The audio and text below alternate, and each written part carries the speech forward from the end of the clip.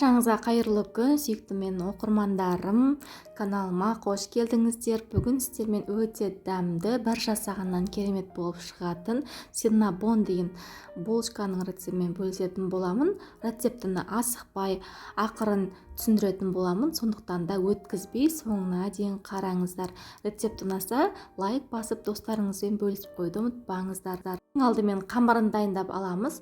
Жылы сүтке қантымызды саламыз, және де жарты шай қасық тұз және бір ас қасық ашытқымызды салып, жақсылап венчикпен араластырып алатын боламыз. Жақсылап араластырып алғаннан соң ерітілген сары майымызды құямыз, және де бір жұмыртқамызды салып, тағы да барлығын жақсылап венчиктің көмегімен араластырып аламыз. Барлық заттың қанша мөлшерде қажет екендігін описание бөліміне жазып қалдыратын боламын. Сол жерден қарасаңыздар болады. Араластырып алғаннан соң ұнымызды міндетті түрде ұн илеуіштен өткізе отырып қосып, алдымен қасықпен араластырып, содан соң қолымызбен жұмсақ қамыр илейтін боламыз. Булочкаларыңыздың жұмсақ болғанын қаласаңыздар, қамырды жұмсақ етіп илеуге тырысыңыздар. Мөлшерден артық тыс ұн қоспауға тырыссаңыздар, сіздердің булочкаларыңыз жұмсақ керемет болып шығатын болады. Қамырды барынша жұмсақ етіп илейміз. Менің көрермендерім, арнама тіркелмеген болсаңыз, төмендегі подписаться деген батырманы басып, тіркеліп, қоңырауша белгісін басып қойды ұмытпаңыздар. Дайын болған қамырымызды бетін жауып, бір жарым сағатқа жылы жерге көтерілгенше қойып қоямыз. Мінекей, 1,5-2 сағаттан соң біздің қамырымыз осылай керемет болып көтеріледі. Енді осы қамырымызды ыдысынан босатып, кішкене ұн сеуе отырып, жайып алатын боламыз.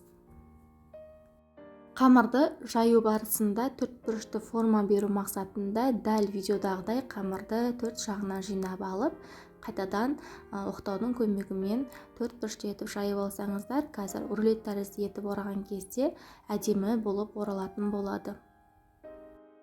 Мінекей, мен қамырымды шамамен 1 см болатындай қалыңдықта жайып алдым. Енді осы қамырдың үстіне бөлме температурасындағы еріп тұрған немесе ерітілген сары майымызды бір қалыпты етіп, барлық жеріне жағып дайындап аламыз.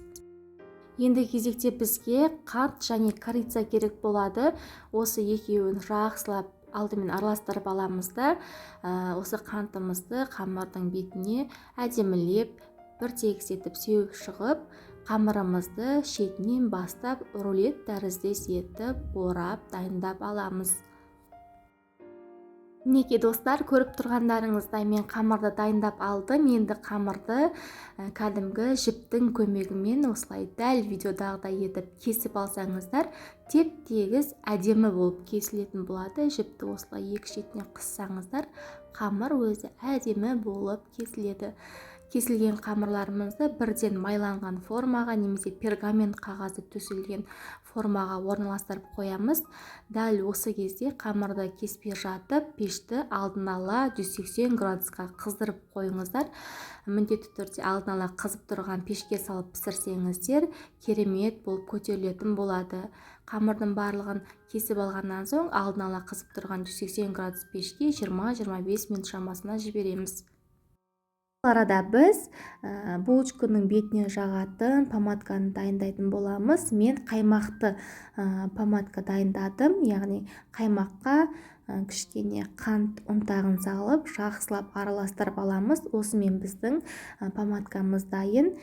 Описанияға екінші помадка түрінде жазып қоямын. Сондай помадканың түрін пайдалансаңыздар болады. Ол творожный сырмен жасалады. Мінекей, біздің булочкамыз пісіп шыққаннан соң ыстықтай осы қаймақты помадкамызды бетіне жағып шығамыз. Міндетті түрде ыстықтай жағыңыздар, сол кезде дәмі сіңіп өте керемет болып тұратын болады. Мінекей достар, осымен біздің синнабон деп аталатын өте дәмді булочкаларымыз дайын. Сіздерге ұнайды деген ойдамын. Міндетті түрде жасап көріңіздер, және де өз пікірлеріңізбен комментарий бөліміне бөлісіп қойсаңыздар. Рецепт ұнаған болса, лайк басып, достарыңызбен бөлісіп қойды ұмытпаңыздар. Әрине, каналға жазылып қойып, қазақша контентті қолдап қойсаңыздар, қуанып қалар едім.